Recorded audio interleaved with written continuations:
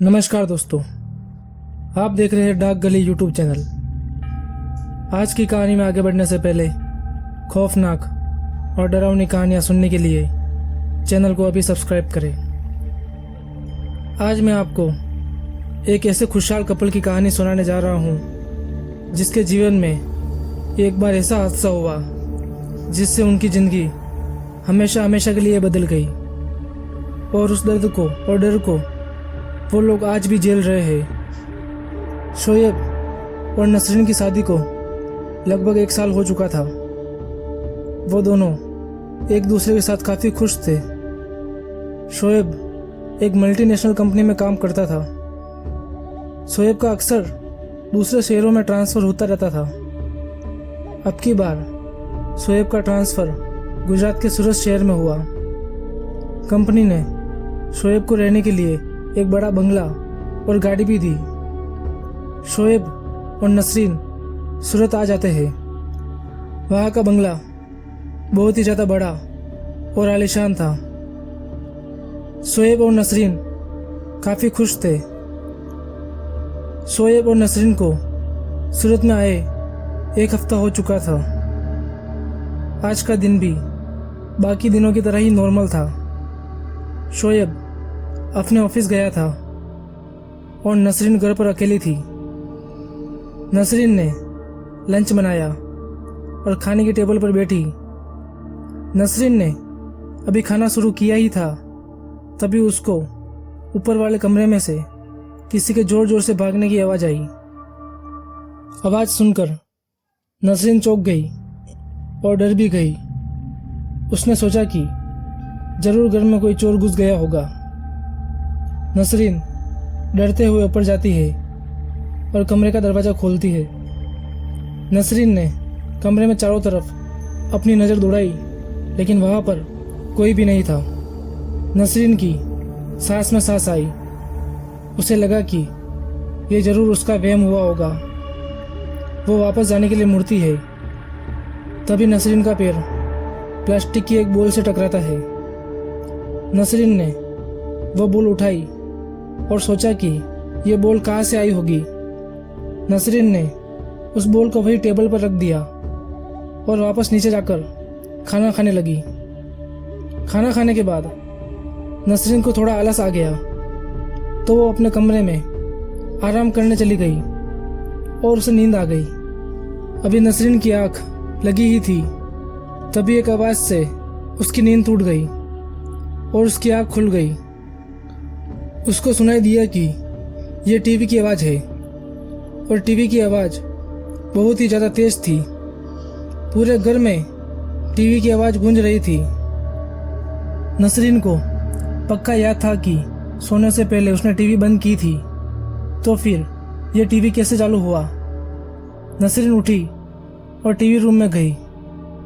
नसरीन का दिमाग अभी भी घूम रहा था कि यह टीवी कैसे चालू हो गई। वो टीवी बंद करने के लिए अपना हाथ आगे बढ़ाती है, तभी उसके कानों में एक आवाज़ आती है, टीवी बंद मत करना, मैं टीवी देख रहा हूँ। ये आवाज़ सुनकर नसरीन बुरी तरह से डर जाती है। वो भागकर बंगले के बाहर आ जाती है और शोएब को कॉल करके सब कुछ बताती है। शोएब तुरंत वहाँ पर पहुँच जाता है और पूरे घर की तलाशी लेता है, लेकिन वहाँ पर कोई भी नहीं था। शोएब को लगा कि ये सब नसरीन का वहम होगा। वो नसरीन का मजाक उड़ाने लगा। अब रात का खाने के बाद दोनों सोने चले गए। शोएब अभी भी नसरीन का मजाक उड़ा रहा था। नसरीन उससे थोड़ा गुस्सा होकर सो जाती है। रात के तकरीबन 1 बजे नसरीन की आँख फिर से एक आवाज़ से खुली। ऐसा लग रहा था कि कमरे के दरवाजे पर बाहर से कोई प्लास्टिक की बॉल से खेल रहा है। उसने शोएब को जगाया। शोएब ने इस बार ये आवाज़ सुनी थी। शोएब उठा और दरवाज़ा खोला तो वहाँ पर कोई भी नहीं था। नसरीन डर के मारे काँप रही थी। शोएब ने उसे गले लगाया और कहा कि ज़रूर कोई जानवर होगा। अब तुम आराम से सो जाओ, कल हॉस्पिटल भी जाना है तुम्हारे रूटीन चेकअप के लिए। शोएब और नसरीन कमरे में चले जाते हैं और वो दोनों सो जाते हैं। सुबह 5 बजे शोएब को प्यास लगी तो उसकी आँख खुली। वो किचन में जाकर पानी पीने लगा। तभी शोएब के पैरों के पास एक प्लास्टिक की बॉल रेंग कर आई। शोएब ने उस बॉल को लात मारी तो वो बॉल वापस लुढ़क कर उसके पास आ गई। तभी नसरीन को किचन में से आवाज़ आती है और वो शोएब के पास जाकर कहती है कि इतनी सुबह तुम बॉल से क्यों खेल रहे हो। नसरीन की आवाज़ सुन के शोएब चौंक गया। शोएब ने अपनी घड़ी में टाइम देखा तो अभी सुबह के 7 बज रहे थे। इसका मतलब शोएब 2 घंटे से किचन में ही था। उसे विश्वास नहीं हो रहा था कि 2 घंटे कैसे बीत गए। उसने नसरीन से कुछ भी नहीं कहा। कुछ देर बाद वो दोनों रेडी होकर हॉस्पिटल चले गए। डॉक्टर ने कहा कि नसरीन माँ बनने वाली है।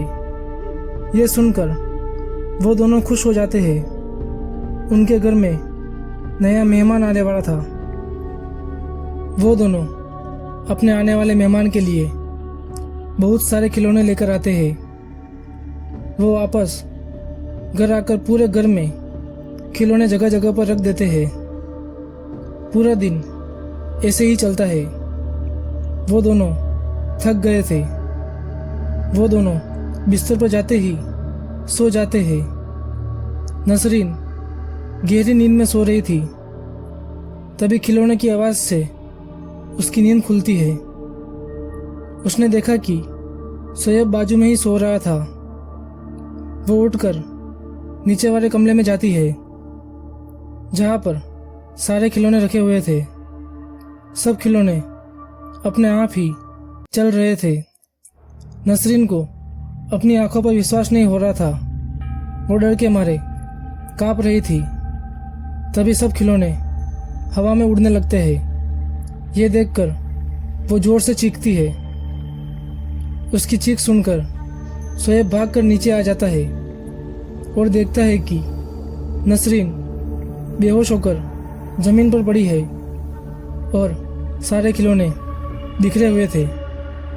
शोएब नसरीन को जगाने की बहुत कोशिश करता है लेकिन वो होश में नहीं आती है।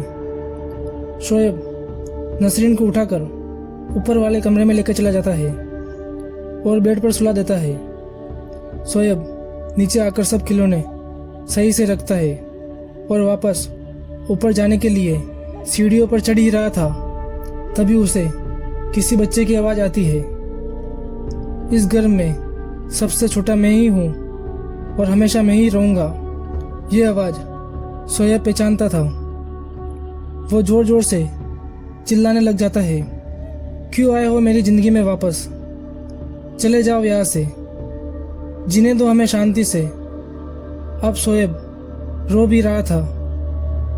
उसके चीखने की आवाज़ सुनकर नसरीन सीढ़ियों से नीचे उतरकर आ रही थी। तभी किसी ने नसरीन को पीछे से जोरदार धक्का दिया और वो धड़ाम से नीचे गिरकर बेहोश हो गई। ये देखकर शोएब भागकर उसके पास आया और उसे तुरंत हॉस्पिटल लेकर गया। डॉक्टर ने कहा कि नसरीन के पेट में जो बच्चा था वो मर चुका है, उसे हम बचा नहीं पाए। इतना सुनकर वो दोनों फूट फूट कर रोने लगे। 7 दिन तक नसरीन हॉस्पिटल में ही रही। जब वो वापस घर आए तो शोएब ने कहा कि ये मेरे छोटे भाई की आत्मा है। जब वो 3 साल का था तब वो छत पर प्लास्टिक की बॉल से खेल रहा था। तभी उसका पैर फिसला और वो नीचे गिर गया और उसकी मौत हो गई। उसकी मौत के कुछ सालों तक वो मुझे हमेशा दिखता था, लेकिन वो अचानक मुझे दिखना बंद हो गया। इतने सालों बाद वो वापस आ गया है। शोएब और नसरीन बहुत डरे हुए थे और दुखी थे। वो दोनों ने अपना घर बदल दिया और दूसरी जगह रहने चले गए। अब दोनों को उस बच्चे की आत्मा होने का कोई भी एहसास नहीं होता था। 1 साल बाद वापस अब नसरीन माँ बनने वाली थी। वो दोनों अब बहुत खुश थे। एक दिन वो दोनों रात को सो रहे थे, तभी नसरीन को कमरे में कुछ हलचल सुनाई देती है। वो अपने बेड के पास वाले लैंप को चालू करती है। सामने एक 3 साल का बच्चा खड़ा था और वो गुस्से में नसरीन को देख रहा था। वो बच्चा जोर से बोला, ये घर में सबसे छोटा मैं ही हूँ और मैं ही रहूँगा।